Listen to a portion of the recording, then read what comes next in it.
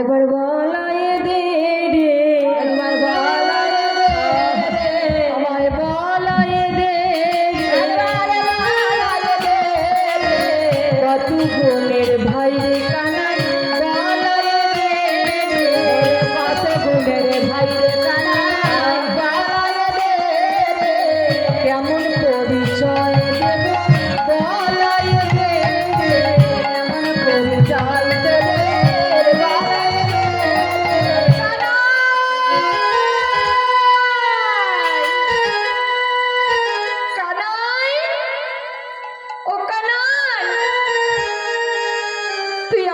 ভিক্ষা করতে পাঠিয়েছিস, কিন্তু আমাদের তো কোনো শিক্ষা দিসনি কানাই। আমায় যে জিজ্ঞাসা করছে তোমাদের পরিচয় কি, তোমাদের নাম কি, কেমন করে বলবো? আমরা তো কোনোদিন এমন উত্তর দেইনি কানাই। আমি কেমন করে বলবো, আমায় একটু বলাই দে। ওরে বলার ছোট ভাই, আমার প্রাণে যদি তুই না বলিয়ে দিস আমি কেমন করে বলবো? তাহলে আমি আমার গোবিন্দের ইচ্ছায় রে, সে যে সর্বজীবের মূলাধার, তিনি ভক্তির ভগবান। যদি কোনো ভক্ত বিপদে পড়ে আমার গোবিন্দকে স্মরণ করে, সেই বিপদ থেকে আমার গোবিন্দ উদ্ধার করে দেয়।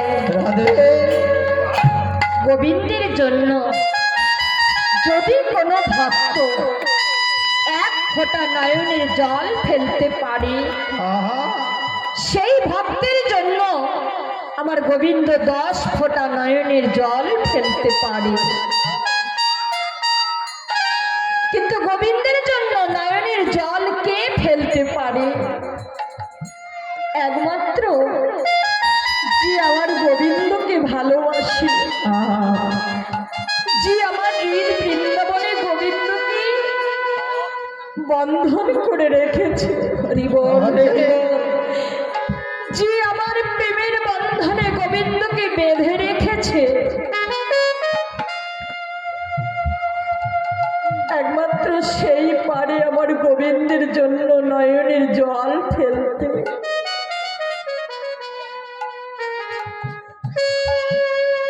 সবাই কাঁদতে পারে, কান্না হলো 2 রকমের, একটি হলো সুখের কান্না আর একটি হলো দুঃখের কান্না। সুখের কান্না আমরা সবাই কাঁদতে পারি না, দুঃখের কান্না আমরা সবাই কাঁদতে পারি। দুঃখের কান্না কেমন? আমার গৃহে কোনো অকস্মাৎ বিপদ হলো, আমি দুঃখী কতই কাঁদতে থাকলাম। গোবিন্দ বললেন, হেজি তুমি বৃথা কাঁদছ কেন? তুমি কর্ম ভালো করো, যদি কর্ম ভালো করো তবে তোমার বিপদ হবে না, আর যদি কর্ম ভালো না করো তাহলে তোমার বিপদ হবে। আর যখনই বিপদ হবে তখন তোমার অনর্গল ক্রন্দন কান্নায় কাঁদতে হবে দিবানিশি। সেটি হলো আমার বিপদের দুঃখের কান্না। দুঃখের কান্নার জল আসে কোথার থেকে? এই নয়নের কোণের থেকে। আর সুখের কান্নার জল যদি আমার গোবিন্দের জন্য কেহ কাঁদতে পারি, সেই সুখের কান্নার জল আসবে মধ্যপথ থেকে। যে মধ্যপথে গেলে আমার গোবিন্দকে দর্শন পাওয়া যায়। এই নয়নের বাড়িরও বাসনা আছে গোবিন্দ, আমি যেন তোমার চরণ আশ্রয় করতে পারি। নিতাই গৌর হরিবল হরিবল হরিবল। মুখে বলা যত সহজ, রাধে কৃষ্ণ ভক্ত হওয়া বড়ই কঠিন।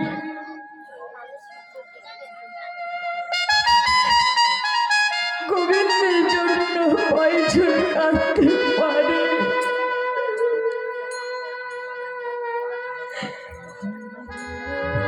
সারা জনম দুঃখে কাঁদতে কাঁদতে দিন চলে গেল। সুখের সময় যখন এলো তখন সব ফুরিয়ে গেল।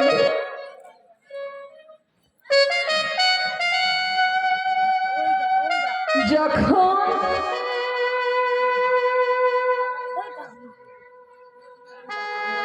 সবাই জানে ভীষ্মদেব আমার কৃষ্ণের গোবিন্দের কাছে কথা দিয়েছিল, গোবিন্দ তুমি এখন আমার ডাকে সাড়া দাও বা না দাও তাতে কোনো দুঃখ নেই, কষ্ট নেই, কিন্তু আমি তোমাকে যেদিন স্মরণ করব, যেদিন ডাক দেব, সেই দিন তুমি যেন দূরে থেকো না। সেই দিন তুমি আমার সঙ্গের সাথী করে নিও। যেদিন আমার ভীষ্মদেব হাজার হাজার তীর বিদ্ধ সরসজ্জায় সজ্জিত হয়েছিল, দুর্যোধন দর্শন করতে গেল, পঞ্চ পাণ্ডব দর্শন করতে গেল, পঞ্চ পাণ্ডব দর্শন করতে গিয়ে অর্জুন দর্শন করে ভীষ্মদেবকে জিজ্ঞাসা করল, দাদামশাই একি তোমার চোখে জল, তুমি কাঁদছো, তুমি অমন করে কাঁদছো কেন? আমি বুঝতে পেরেছি এই অসহ্য জ্বালা যন্ত্রণা হাজার হাজার তীর বিদ্ধ হয়ে আছো, জ্বালা যন্ত্রণা সহ্য করতে পারছো না, তাই তুমি কাঁদছো। ভীষ্মদেব অঝর নয়নে কেঁদে কেঁদে বলছে, অর্জুন ভাই আমার এই হাজার হাজার তীর বিদ্ধ হয়ে আছি, সেই জ্বালা যন্ত্রণা জর্জিত হয়ে তার জন্য আমার প্রাণ কাঁপছে না, তার জন্য আমার নয়নের জল পড়ছে না। আমি কার জন্য কাঁদছি জানো? আমি যার জন্য কাঁদছি কই সে তো এখনো এলো না।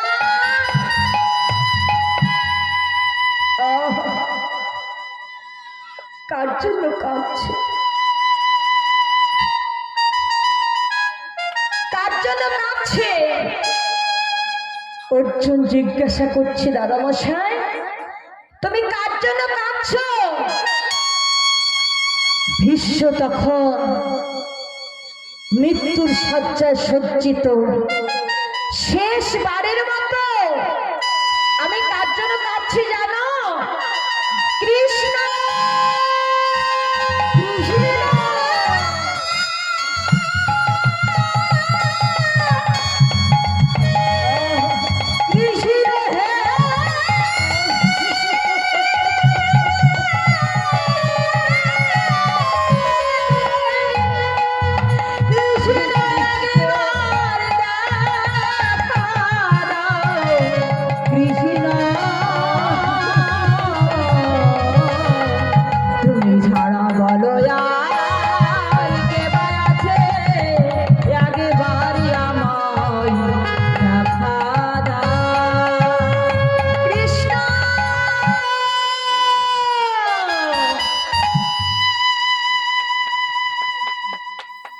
দাদামশাই আপনি কৃষ্ণের জন্য কাঁদছেন, কোথায় তোমার কৃষ্ণ? ভীষ্মদেব কাঁদতে কাঁদতে কৃষ্ণ গোবিন্দকে স্মরণ করছে। অর্জুন আর সহ্য করতে পারছে না, ধীরে ধীরে এগিয়ে গেল গৃহের বাহির হয়ে, এগিয়ে গিয়ে দর্শন করছে কৃষ্ণচন্দ্র তার দেশে দাঁড়িয়ে ঝরঝর করে কাঁদছে। আমার গোবিন্দ কাঁদছে, সখা কৃষ্ণ কাঁদছে, এদিকে ভীষ্মদেব কাঁদছে। ভক্ত ভগবানের কান্নার ক্রোধন যদি বর্ষার মতো ধারা বয়ে যায়, তখন ভক্তির মনে মান অভিমান আর থাকে না। নয়নের জল যদি একবার ঝরে যায়, তার দেহে কৃষ্ণ প্রেমের উদয় হয়ে যায়। কৃষ্ণ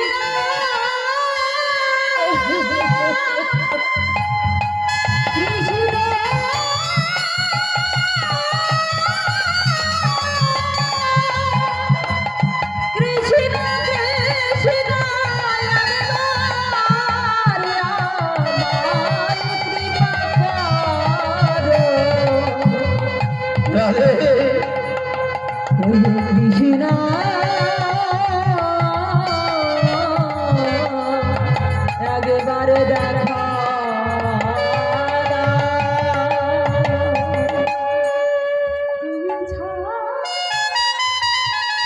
কৃষ্ণ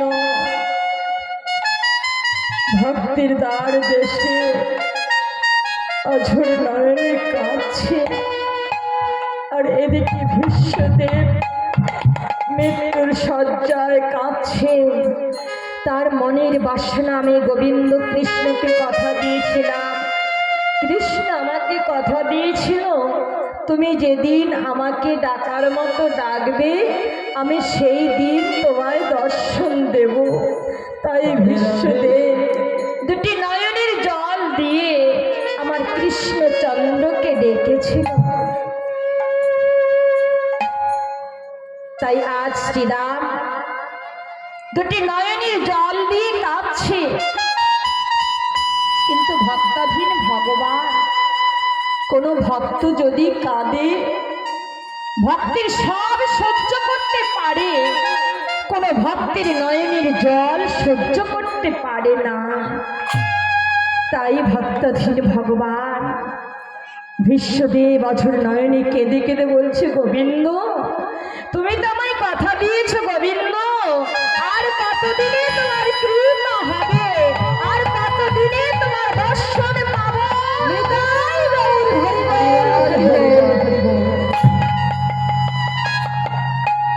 কৃষ্ণচন্দ্র দর্শন দিয়ে ভক্তির বাসনা পূর্ণ করলেন। এদিকে আমার শ্রীরাম সুদাম ডাকছে, কানাই তুই একবার দেখা দে। তখন কানাইকে স্মরণ করা মাত্রই আমার শ্রীরাম সুদামের মনে সাহস বেড়ে গেল এবং উদ্দীপনা হলো কি, আমিও মনি ঠাকুরের প্রশ্নের উত্তর দেব। কি হে মনি ঠাকুর, আমাদের পরিচয় কি জানো, আমাদের নাম কি জানো? তবে শোনো, আমাদের নাম গোপকুলে।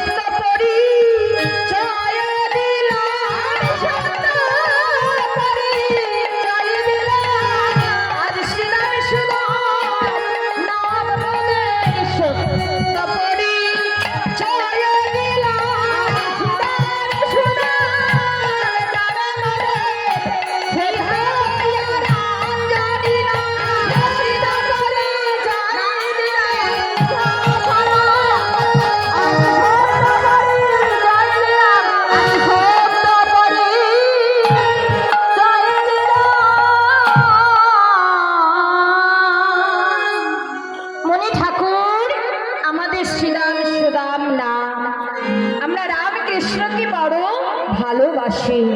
এই বালক ধর্মিত হয়ে শ্রীরাম সুদাম নাম, তোরা কোন রামকৃষ্ণের কথা বলছিস? মনি ঠাকুর, আমরা যে রামকৃষ্ণকে ভালোবাসি, এই ব্রজ সুত নন্দন রাম, এই বালক সে ব্রজের ছেলে। আমরা জানি, শোন, নন্দ সুত রাম, দশরথ নন্দন রাম, পরশু নন্দন রাম, তোরা কোন রামকৃষ্ণের কথা বলছিস? হে মনি ঠাকুর, আমরা ব্রজসুত নন্দন রাম। তখন বলছে, দূর হয়ে যা বালক। এই বলে কি করলেন? যজ্ঞের পোড়া কাষ্ঠ নিয়ে মারিতে উদ্যত হলো।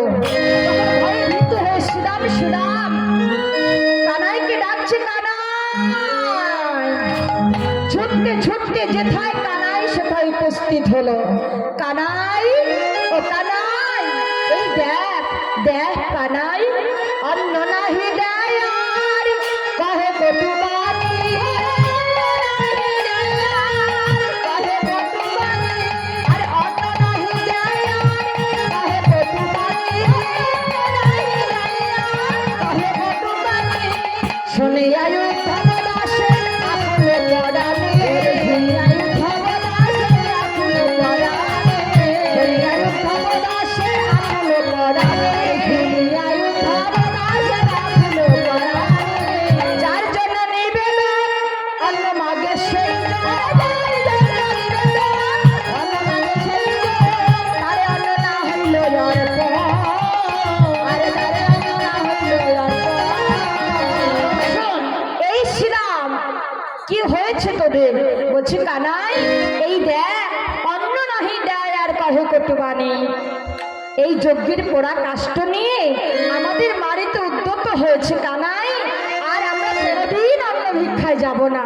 বলি, আর যাব না বামন পাড়ায়, আর যাব না আর যাব না বামন পাড়ায়, আর যাব না বামন পাড়ায়। ভিক্ষার ভিক্ষা হইলে আর যাব না বামন পাড়ায়, যেতে হয় ভাই তোরাই যাবে, আর যাব না বামন পাড়ায়।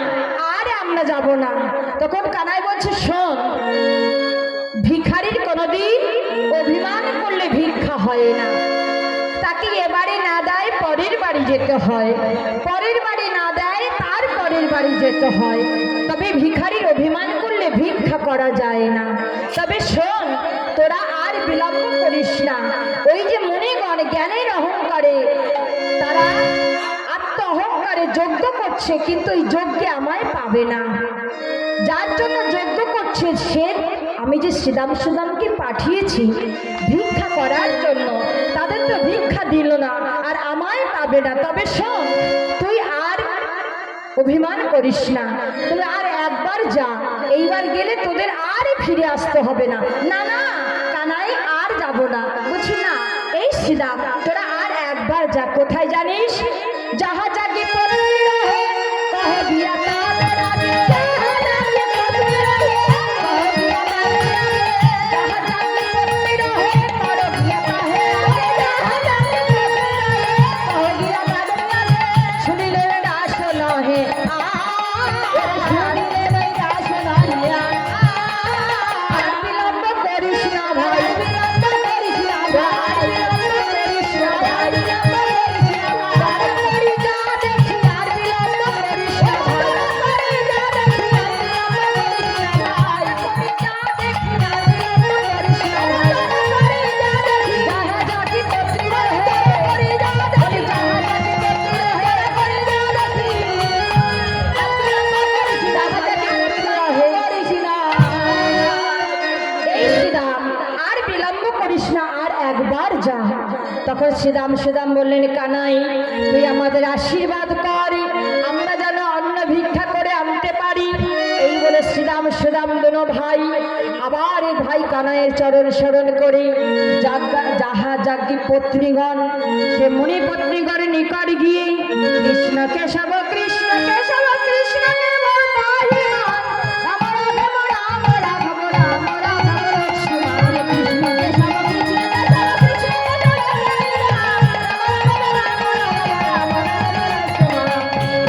কৃষ্ণ কেশব কৃষ্ণ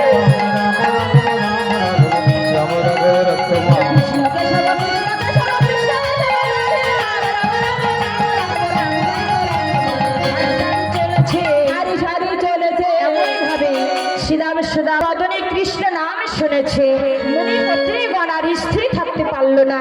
মুনিপত্নীগণ কি করলেন? শুনে কৃষ্ণ প্রেম সঙ্গ প্রেমে পরিপূর্ণ অঙ্গ। কৃষ্ণ পরে প্রেম পরিপূর্ণ অঙ্গ। শুনে কৃষ্ণ পরে সঙ্গ প্রেমে পরিপূর্ণ অঙ্গ। কৃষ্ণ পরে সঙ্গ প্রেম পরিপূর্ণ অঙ্গ। আরে ধরে সারি সাজাইয়া, আরে ধরে সারি সাজাইয়া, আরে ধরে সারি সাজাইয়া, আরে ধরে সারি সাজাইয়া। তারা চলেছে সারি সারি, চলেছে সারি সারি, চলেছে সারি সারি, গোবিন্দ সেবা দেবে বলে চলেছে সারি সারি, এমনই ভাবে শ্রীরাম শ্রীরাম গিয়ে মণিপত্নীগণকে ডাকছে, হে মা মণিপত্নী, অন্ন দেহি, অন্ন দেহি, মা মাগো। মুনিপত্নী শ্রবণ করে বললেন, এই বালক, বালক কে তোরা? কারা? তোরা কোথায় যাবি? তোরা যে মা মা বলে মধুর স্বরে মামা বলছি, তোরা আবার বল রে, আবার বল রে, আবার বল রে, আবার বল রে, মামা মামা বলি আবার বল রে, মামা বলি আবার বল রে। এই বালক, তোদের মনে হয়, আমার মনে হয় তোদের এই নবীন বয়সে তোদের মা নাই রে, মা নাই রে, মা নাই রে, মা নাই রে। আমার দশা হবে কেন মা নাই রে, আমার দশা হবে কেন মা নাই রে। শোন শোন, এই বালক, আমার মনে হয় তোদের মা নাই। শ্রীরাম শ্রীরাম বলছি, না না, ও মা, মাগো, আমাদের সকলের মা আছে। তখন মুনিপত্নী কেঁদে কেঁদে বললেন, শোন এই বালক, এই নবীন বয়সে তোদের কেমন মা? ভিক্ষার ঝুলি কাঁধে দিয়েছি, আমার মনে হয় তোদের মা নয়। বলি বিমাতা হবে রে, বিমাতা হবে রে, বিমাতা হবে রে, বিমাতা হবে রে, গর্ভধারিণী মা নয় রে, বিমাতা হবে রে, গর্ভধারিণী মা নয়, বিমাতা হবে কেন, বিমাতা হবে রে, বিমাতা হবে। আজ মধুর মধুর বৃন্দাবনে